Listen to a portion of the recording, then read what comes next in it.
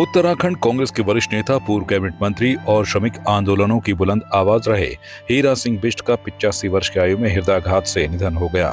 शनिवार देर रात सीने में दर्द शिकायत के बाद उन्हें देहरादून के एक निजी अस्पताल ले जाया गया, जहां उपचार के दौरान उन्होंने अंतिम सांस ली। उनके निधन से प्रदेश की राजनीति में शोक की लहर दौड़ गई है। रविवार को देहरादून के अधोईवाला नालापानी शमशान घाट में पूरे राजकीय सम्मान और भावपूर्ण माहौल में उनका अंतिम संस्कार किया गया। उनके पुत्र सिद्धार्थ बिष्ट ने उन्हें मुखाग्नि दी। अंतिम यात्रा में बड़ी संख्या में राजनीतिक दलों के नेता, सामाजिक कार्यकर्ता, पूर्व सैनिक, श्रमिक संगठनों के प्रतिनिधि और आम नागरिक शामिल हुए। मुख्यमंत्री पुष्कर सिंह धामी ने भी अंतिम दर्शन कर पुष्प चक्र अर्पित किया और दिवंगत नेता को श्रद्धांजलि दी। हीरा सिंह बिष्ट का राजनीतिक सफर छात्र राजनीति से शुरू हुआ था। डीएवी पीजी कॉलेज देहरादून के छात्र संघ अध्यक्ष रहने के बाद उन्हें कांग्रेस के माध्यम से सक्रिय राजनीति में कदम रखा। वे उत्तर प्रदेश और उत्तराखंड में 3 बार विधायक चुने गए तथा तत्कालीन मुख्यमंत्री नारायण दत्त तिवारी की सरकार में परिवहन, श्रम और तकनीकी शिक्षा जैसे महत्वपूर्ण विभागों के कैबिनेट मंत्री रहे। वे Indian National Trade Union Congress INTUC Uttarakhand के प्रदेश अध्यक्ष के रूप में लंबे समय तक श्रमिकों और मजदूरों के अधिकारों की लड़ाई लड़ते रहे। उत्तराखंड राज्य आंदोलन में भी उनकी सक्रिय भूमिका रही और वे अलग राज्य की मांग के प्रमुख समर्थकों में शामिल थे। प्रदेश कांग्रेस अध्यक्ष गणेश गोदियाल ने उनके निधन को पार्टी के लिए अपूरणीय क्षति बताया। हीरा सिंह बिष्ट जी आज हमारे बीच नहीं रहे। उनका इस प्रकार से अचानक चले जाना, कल तक तो वो बहुत एक्टिवली हम सब लोगों के साथ काम करते थे, अचानक उनका चले जाना ये हमारे लिए तो अपूरणीय क्षति है ही, लेकिन मैं समझता हूँ कि संपूर्ण उत्तराखंड के लिए एक अपूरणीय क्षति है। श्रम जगत में उनके द्वारा श्रमिकों के हित में किए गए कार्य हमेशा याद रखे जाएंगे। उत्तर प्रदेश से लेकर उत्तराखंड की विधानसभा में जिस प्रकार से वो क्षेत्रीय हितों का पक्ष रखते थे, वो इस हमारे प्रदेश के बहुत ही प्रमुख हितैषी पक्षकार आज उनका न रहना बहुत ही दुख देता है। ऐसी स्थिति में हम प्रभु से प्रार्थना करते हैं कि प्रभु उनकी आत्मा को शांति दे और उनके परिवार में बेटियां हैं, बेटा है।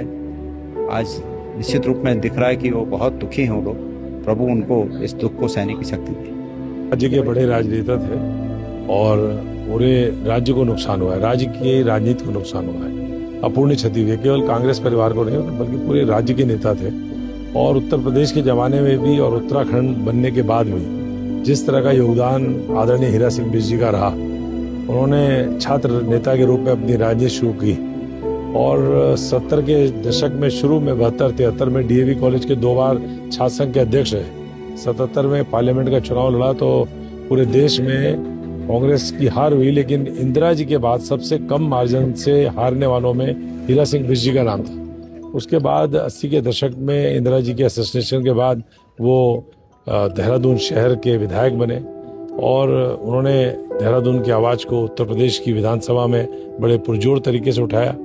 उसके बाद राज्य बनने के बाद वो पहली विधानसभा के सदस्य भी बने और प्रदेश के परिवहन मंत्री भी बने और लगातार निरंतर अपनी अंतिम सांस तक वो जिस प्रकार से सक्रिय रहे, जिस प्रकार से समाज के लिए, मजदूरों के लिए, छात्रों के लिए, विद्यार्थियों के लिए, हर वर्ग के लिए उनका जो योगदान था वो हमेशा याद रखा जाएगा। आज हम लोग बहुत दुखी हैं उनके निधन से, आकस्मिक निधन से, और उनको अपनी सच्ची श्रद्धांजलि अर्पित करते हैं। कारगिल विजय दिवस की 27वीं वर्षगांठ पर पौड़ी गढ़वाल में शौर्य दिवस पूरे सम्मान और देशभक्ति के साथ मनाया गया। जिले के विभिन्न शहीद स्मारकों पर पुष्पांजलि अर्पित कर कारगिल युद्ध के अमर बलिदानियों को श्रद्धांजलि दी गई।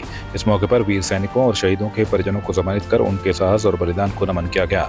कार्यक्रम में विधायक राजकुमार पुरी ने कहा कि कारगिल के वीरों का बलिदान देश की अमूल्य धरोहर है और युवाओं को उनके जीवन से प्रेरणा लेकर राष्ट्र सेवा के लिए आगे आना चाहिए। वहीं जिलाधिकारी स्वाति एस भदौरिया ने कहा कि देश अपने शहीदों का ऋण कभी नहीं चुका सकता, लेकिन उनके सम्मान और कल्याण के लिए प्रशासन सदैव प्रतिबद्ध रहेगा। बहुत ही पावन पवित्र अवसर है कि हम सब लोग उन शहीदों के नाम से यहाँ पर एकत्रित हुए हैं, जिन्होंने वास्तव में हमारी सुरक्षा के लिए, हमारे देश के मान सम्मान के लिए, तिरंगे की शान के लिए अपने प्राणों को न्यौछावर किया है। ऐसे आज जो कारगिल युद्ध हुआ था उसकी आज 27वीं वर्षगांठ पर हम यहाँ पर सब लोग उपस्थित हैं और उन शहीदों को श्रद्धांजलि अर्पित कर रहे हैं। लगभग 527 सैनिकों ने बलिदान दिया है और इसमें से उत्तराखंड प्रदेश के 75 लोगों ने शहादत दी है, जिसमें से कि 17 सैनिक हमारे पौड़ी जनपद के थे।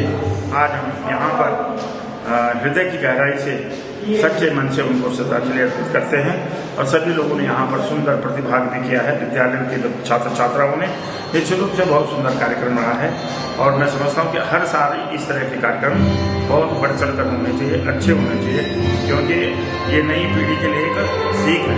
आज पूरे भारतवर्ष में कारगिल विजय दिवस जो कि आज 27 साल पूरे हो चुके हैं उसका मनाया जा रहा है। और सबसे पहले तो मैं कारगिल युद्ध में जो शहीद हुए हैं उनको पूर्व सैनिक कल्याण संगठन पौड़ी की तरफ से श्रद्धांजलि और पुष्पांजलि अर्पित करता हूँ। और यह बहुत ही अच्छा लग रहा है कि इस प्रकार के कार्यक्रम अलग अलग मंचों पर, बड़े बड़े मंचों पर किए जाते हैं। इससे देश के युवाओं को उनका हौसला बुलंद होता है और युवाओं को सेना में जाने की प्रेरणा, देशभक्ति की प्रेरणा मिलती है। ये कार्यक्रम हमेशा बने रहें। कारगिल दिवस बहुत ही बड़ा ऑपरेशन था 99 में और हमारा सौभाग्य है कि हम उसमें पार्टिसिपेट कर पाए और हमारी यूनिट को भी सबसे बड़ी उपलब्धि रही है, जिसमें कि कारगिल युद्ध में हम 10 आदमियों के पाकिस्तान के सिर काट के लाए थे और काफ़ी हथियार एमिनेशन हमने उनका जब्त किया था और 4700 पे हमने आक्रमण किया था और उसे हमने फतेह किया था, जिसमें कि हमारे कई जवान, साथी जवान शहीद हुए थे, जिसमें कि आप ये यकीन नहीं करेंगे कि एक ही दिन में हमारे 18 आदमी शहीद हुए थे। तो आप लगा सकते हैं कि कितना हमारे पलटन ने साहस किया है 4700 पहाड़ी को कैप्चर करने में।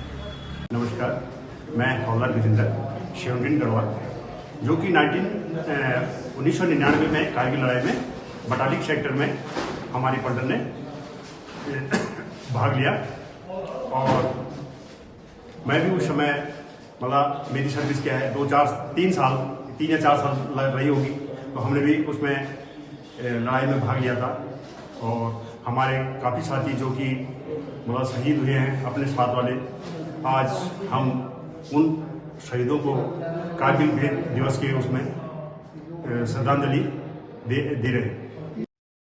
कारगिल विजय दिवस की 27वीं वर्षगांठ पर अल्मोड़ा के छावनी क्षेत्र स्थित शहीद स्मारक में शौर्य दिवस श्रद्धा और सम्मान के साथ मनाया गया।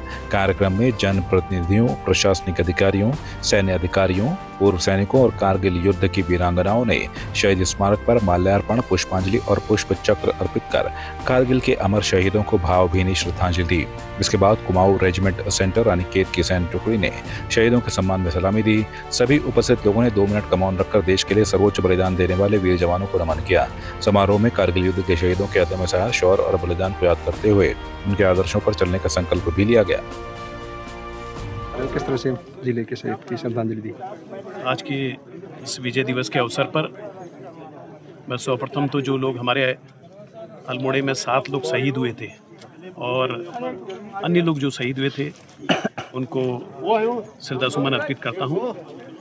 और आज का दिन हम लोग के लिए बहुत खुशी का दिन है, क्योंकि कारगिल युद्ध के दौरान जब पाकिस्तान ने एक कायरतापूर्ण आचरण किया, छल कपट किया भारत के साथ, और हमारे उन सैनिकों ने अपने अदम साहस का परिचय देकर उस 16,000 फीट की उस पहाड़ी पे जो विषम भौगोलिक परिस्थिति पे है, विपरीत परिस्थिति पे, वहाँ से पाकिस्तान को खदेड़ा, मारा, और इसी के स्वरूप आज हम इस दिवस को यहाँ पर मनाते हैं। और जो हमारी वीरांगनाएं हैं उनको सम्मानित भी किया जाता है। मैं इस अवसर पर प्रत्येक भारतवर्ष के नागरिक को इस कारगिल विजय दिवस की बहुत बहुत बधाई देता हूँ और वीरांगनाओं को श्रद्धा सुमन अर्पित करता हूँ। धन्यवाद सर। आपकी इस पर क्या राय है, हमें कमेंट कर जरूर बताएं। इसके साथ ही आप हमारे YouTube चैनल को सब्सक्राइब कीजिए। आप हमें Facebook, Instagram, Twitter पर फॉलो भी कर सकते हैं और संवाद 365 के साथ एक क्लिक में जुड़ने के लिए डाउनलोड कीजिए संवाद 365 ऐप।